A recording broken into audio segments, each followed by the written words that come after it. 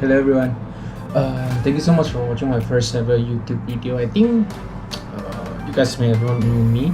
So I'm quite an active traveler. It's just that I've never had the knowledge or even interest to actually film all my experiences into footages like what you are going to see moving forward, right?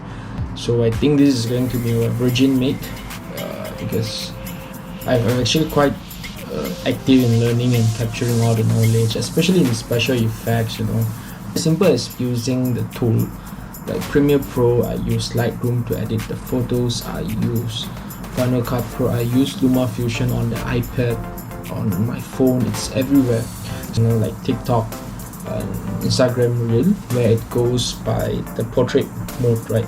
Whereas like our regular photo, it actually goes by the landscape mode. So every time when I actually really want to produce a video, I have to go both and then think of both layout for my video, right? So aside from just expressing the interest in video editing, photo editing, it is also a way for me to actually record down the memories that I've made with my friends.